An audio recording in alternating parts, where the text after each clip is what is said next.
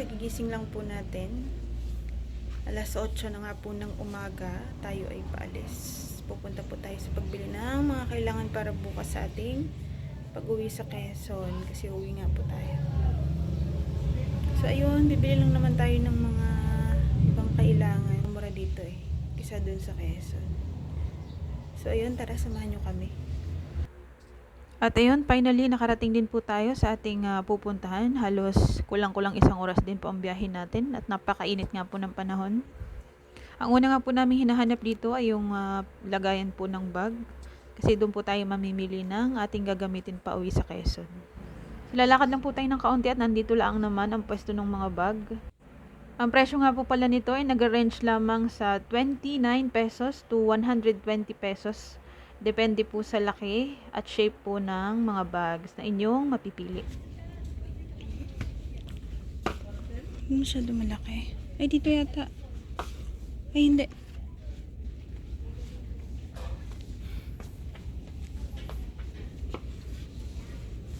Cute. Cute. 2 weeks lang naman ako sa Quezon, kaya maliit na bag lang yung kailangan ko.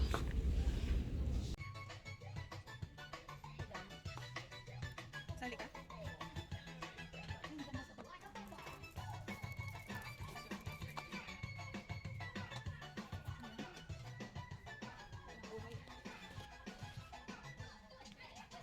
Ako nga ni po ay natatawa sa kasama ko at kapag natatamaan ng camera ay umiiwas para bagang takot na takot.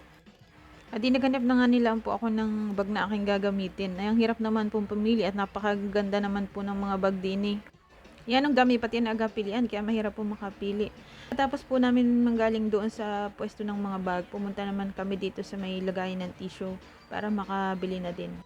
Ayun, at nagamit din ang puntong katanawanin. Ating agamitin malang at baka sabihin lang ng mga taga dyan sa atin ay sura at hindi naman laking Maynila ay hindi na maalam magpunto ng katanawanin ay di nakakahiya. Makapasko na nga ni po din at makikita ninyo pagpasok pa lang din sa tindahan na aray ay ano na po ang mga Christmas lights na naka-display.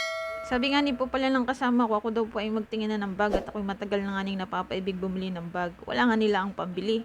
Dito nga ni po kami napunta kapag meron po kaming kailangang gamit o kailangang bilhin. Kompleto na din po kasi ang mga paninda nila dito mula sa mga gamit ng bata at gamit ng matatanda. At narin na nga ni po ako sa pwesto ng mga bags. Pasimpleng pag-video nga nila po ang ginawa ko dyan. Kung rin naman po ay agamitin lang pang gamit sa school ng mga bata at saka pang trabaho ay pwede na po. At dahil nga po tayo ay tapos na dito sa mga bags, doon naman po tayo iikot sa gamit ng mga pambata. Ako po pala ay kanina pa nagdadaldal ay hindi ko pa pala inasabi kung saan po aring lugar na aray. Sa mga hindi pa po nakakaalam, ari po ay sa Happy Go. Dito po ito sa Rosario, Cavite laang po aray, tabing highway. Madali lang po itong makita kapag kayo ay pupunta dito. Kung kayo po ay naghahanap ng pangregalo sa inyong mga inaanak, ayan, pumunta po kayo dito. Kasi ang presyo po ng damit ng mga bata dito ay nag-range lamang sa 250 to 300 pesos. So, maayos na po yun pang regalo sa inyong mga inaanak. Tsaka meron ditong mga tulad nito, ipit sa buhok, mga pang-ipit, pang-tali, ganyan, makeup, meron din po sila dito. Yun po ay para lamang sa mga mga simpleng tao, hindi po sa mga yayamanin. Pero kung quality lang naman din po ng pangregalo ang inyong kailangan at hanap ay meron po sa SM, madami po doon. Mga branded din yung mga nandun.